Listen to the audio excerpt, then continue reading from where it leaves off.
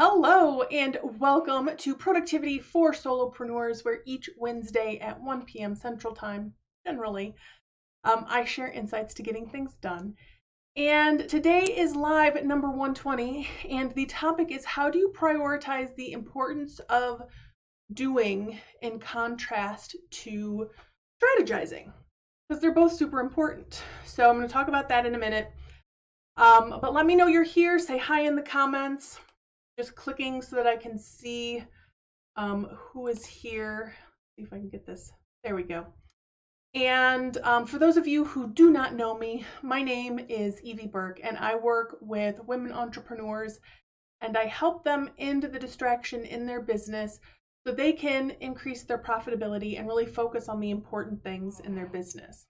So going right back into that topic, somebody recently asked me, how do I prioritize the importance of doing in contrast to strategizing or planning something? Because she said she finds that doing is generally 10 times better than having that perfect strategy, but it can be a whole bunch of doing in the wrong direction, and that's not helpful at all. So she said, what do I do? What would I recommend? And I want to start by saying there is no perfect strategy. There is not one strategy out there for something that is going to be like, this is the perfect strategy 100% of the time, because it doesn't exist. And I think we all know that, but in our desire to do things right in our business and have the impact and the results we want to make sure we're doing things the right way. I know I've done it and I've gotten really caught up in it. But the problem is we can get so caught up in trying to create or execute that perfect strategy that we end up putting off the thing that we're actually trying to accomplish, right?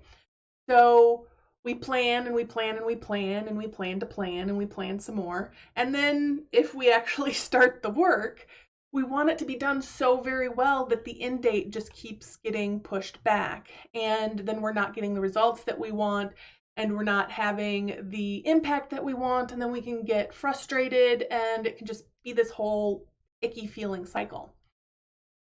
So basically you end up, though, procrastinating something really important because you have this desire to do it perfectly.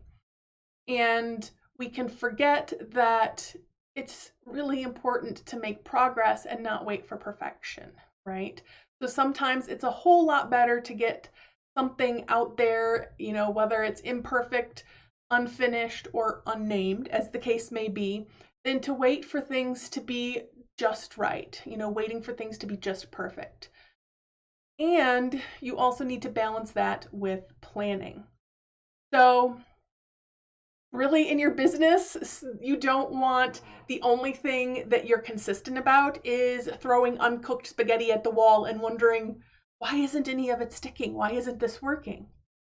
So, meaning if you do that once, fine, learn from it, but maybe next time cook the spaghetti a little longer or plan a little longer. So in other words, do it badly at first and learn from it, learn what worked, what didn't work.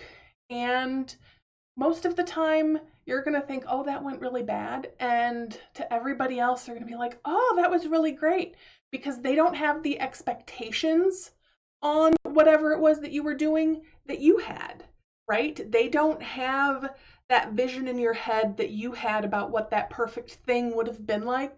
They just see what it was and they're like, oh, yeah, that went really great. And you're like, really? Because I have like this list of things that could have gone better. And that's just how things tend to go.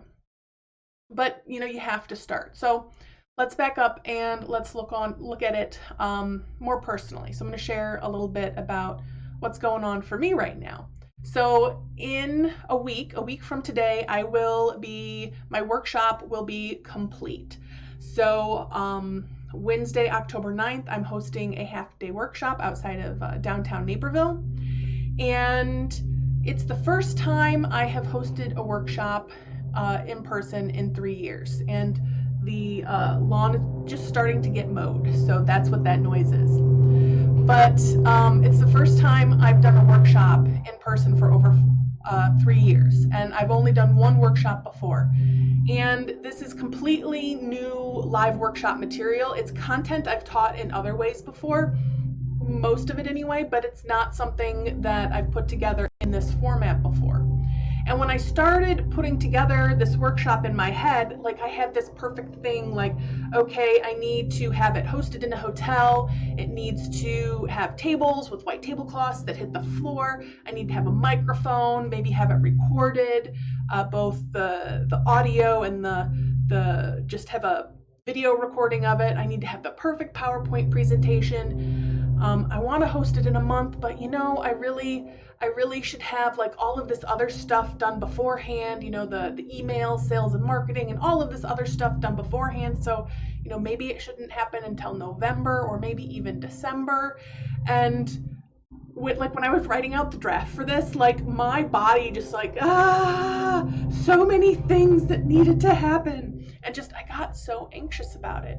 And instead I thought, for things to work out the way that I really want them to work out, I need to host this workshop in October. And ideally, I need to host it at the beginning of October, and that's about, I think when I started thinking about it, it was 5 or 6 weeks away. And so I thought, okay, what are the things that I can do now so that they're done? What are the minimum things that need to get done with this end date in mind? And what I decided was it didn't have to be perfect right now. It didn't have to be in a hotel. It didn't have to be recorded. I don't even have to have a PowerPoint if I don't want it. All I need to do is have a space, which I do, and I need to start marketing it, and which means I needed to know what the content was going to be and what the general marketing around it was going to be. And so I put that together in a couple of days, maybe 4 days. I kind of forced myself to sit down and get that together, and I put it out there. And are there things I would do differently next time around? Absolutely. But I have a lot of work already done for it, so that when I do it again, that work's already done, and I know I can know, okay, I'll start doing these other pieces earlier so that I can have a slightly better outcome, or it will to me be a little closer to what the ideal is, right? And that doesn't mean that next time I'm necessarily going to have it in a hotel, but it does mean I got started on it, and I did do some pre-planning, but I didn't do the month of pre-planning that I really wanted to do, because it was more important for me to get it out there and have some experience with it than to try to get everything perfect the first time. And I will share with you, there's somebody I have followed probably for 15 years. I've followed him through like 2 or 3 iterations of his business. His name is Jonathan Fields. He has a podcast called The Good Life Project. And I wish I could find the reference to it, because I'm probably getting some of the details wrong, but I Googled it and I could not find any reference to it. But I know it's something that I heard him say in his podcast maybe 2 or 3 years ago now, where he talked about in his business, they planned, like they would plan everything out, but they would release it when it was 80% done. They would put it out there when it was 80% done. And he said they did that because they found that 80% of the work happened in that last 20%. So they'd still be working on that last 20%, but what they found was when they would release it 80% done, it allowed them to pivot a lot faster. So if they started marketing something and they realized that it wasn't getting the traction that they expected, then they could look at, okay, what's the problem here? Where are we doing the marketing wrong? Where is the messaging wrong? Where is the program not quite right? And they could tweak it because it wasn't 100% done yet. And so that allowed them to save money, it allowed them to make more money, and it allowed them to really serve their community better, because they were better able to pivot when they saw something wasn't quite working the way they wanted. And how many of the rest of you have Ross from Friends popping in your head right now, because that's totally what's happening for me. So anyway, I have an appointment I need to get to, so I'm going to let you go.